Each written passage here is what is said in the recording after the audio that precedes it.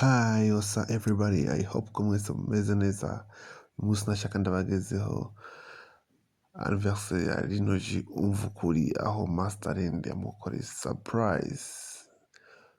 Muribuka yuko Rino G mbere ko asohoye indirimbo yabo nta na kimwe hit yanditse amushimira ko afite byinshi yamufashije. Masterland nawe kuri anniversaire yiwe yaritoye aravuga ati ngiye kumukorera surprise, aho mubibona ku masanamu bari basohotse ahantu bazi ko bagiye guhura basangira bisanzwe nko bisanzwe nk'abavandimwe, ariko behind harimo surprise. Hano ko bamuzaniye gato, umuhungu we yaryohewe akishima akavuga ati ibintu ntabwo bibaho, ntabwo nabyegispektinga ko hovamo surprise anniversaire. Musibye ko munabizi ko Rino G asanzwe ari legend, afite uko aryoherwa nuko akora anniversaire y'uwo mugabo bidaciye mu makeke, ariko murabona ko yaryohewe kugeza naho ayisiga mu bwanwa keke.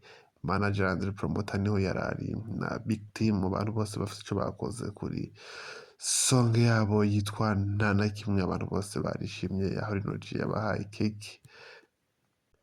Hari abantu benshi abo mubona nawe mutabona muri behind ngahanye, bose bari baje bishimiye mbese Rino G, bari bazi ko bagiye gusangira bisanzwe, ariko Masterland wewe yabifashe nk'ibintu bidasanzwe kubera ko Rino G ari mu bana canke mu bantu bavuga ko yarutse. Masterland afite nk'uruhara, yamuhaye space, yamuhaye umwanya akora imiziki muri Master Music.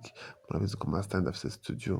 Rino G n'umunsi ni superstar, afite indirimbo nyinshi muzi mukunda, ariko inyuma dusubiye inyuma gatoya, uyu muhungu si benshi bari bamuzi, atarakora hit, atararonka indirimbo nyinshi z'amahiti ngo mumenye.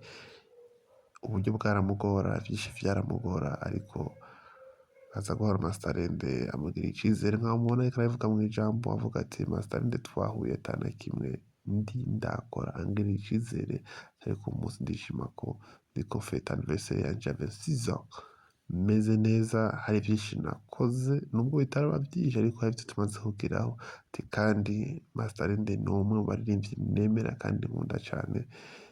Abinyemereye jewe nk'umuhungu wiwe tuzokora indirimbo nyinshi zishoboka, kubera ko afite byinshi yankoreye. Sinzabona bikoze ngo ndamushimira ko ivyo yankoreye vyo sinomushimira ngo ndumve ndamushimira, ariko numuririmbyi nkunda uko aririmba, anyemereye akantiza umwanya tuzokorana indirimbo nyinshi cyane. Aho mubona ko abantu bose bari bishimye basangira, bavuye aho barunguruza baje n'ahandi. Ndakubwira ngo ntumare video udakanze subscribe. See you.